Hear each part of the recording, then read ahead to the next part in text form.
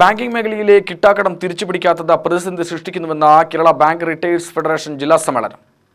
Kerala bank regional office ഹാളിൽ സജ്ജമാക്കിയ മണിനഗറിൽ നടന്ന ജില്ലാ സമ്മേളനം CITU ജില്ലാ സെക്രട്ടറി M. ഹംസ ഉദ്ഘാടനം ചെയ്തു. EP സിംഗ് പ്രധാനമന്ത്രിയായിരിക്കുന്ന സമയത്ത് പാവപ്പെട്ട കൃഷിക്കാരന്റെ ലോൺ എഴുതി തള്ളുകയും അത് നമുക്ക് കിട്ടുകയും ചെയ്തിട്ടുണ്ട്, നമുക്ക് തരുകയും ചെയ്തിട്ടുണ്ട്. പിന്നെ എപ്പോഴെങ്കിലും പാവപ്പെട്ടവന്റെ ലോൺ എഴുതി തള്ളിയിട്ടുണ്ടോ? എൻ്റെ ഓർമ്മയില്ല, ഉണ്ടോന്ന് എനിക്ക് അറിയില്ല. ഉണ്ടോ? പിന്നെ ഉണ്ടായിട്ടുണ്ടോ? ഇല്ല എന്നാണ് എനിക്ക് തോന്നുന്നത്. ഇപ്പോൾ 300 കോടി രൂപ മുതൽ 7500 കോടി രൂപ വരെയുള്ള ലോണാണ് 16 ലക്ഷം കോടി രൂപയുടെ ലോൺ എഴുതി തള്ളിയത്.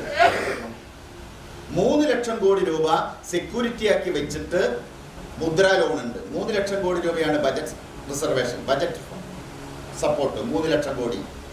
എന്നിട്ട് മുദ്രാ ലോണിന് കൊടുത്തത് 35 ലക്ഷം കോടി. ആ മുദ്രാ ലോൺ കൊടുക്കുന്ന മുഴുവൻ 3 സ്റ്റേറ്റിൽ കേന്ദ്രീകരിച്ചു. 3 സ്റ്റേറ്റിൽ കേന്ദ്രീകരിച്ചു. ആ 35 ലക്ഷം കോടി രൂപ കിട്ടുമോ? 35 ലക്ഷം കോടി രൂപ മുദ്രാ ലോണും പോയി. 16 ലക്ഷം കോടി രൂപ NPA ആയിട്ട് എഴുതി തള്ളി. 50 പോയോ?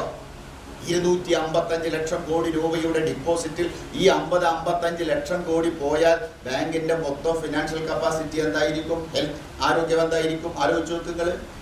ജില്ലാ പ്രസിഡന്റ് P. ഗോപിനാഥൻ അധ്യക്ഷത വഹിച്ചു. ജില്ലാ സെക്രട്ടറി K. നാരായണൻ റിപ്പോർട്ടും ട്രഷറർ VN മുരളീധരൻ വരവ് ചെലവ് കണക്കും, KBRF സംസ്ഥാന പ്രസിഡന്റ് KV പ്രഭാകരൻ മാരാർ സംഘടനാ റിപ്പോർട്ടും അവതരിപ്പിച്ചു. KCSPEA സംസ്ഥാന general secretary Mundur Ramakrishnan, KBEF ജില്ലാ പ്രസിഡന്റ് A. രാമദാസ്, KBEA ജില്ലാ സെക്രട്ടറി ഗിരീഷ് ബാബു എന്നിവർ പ്രസംഗിച്ചു.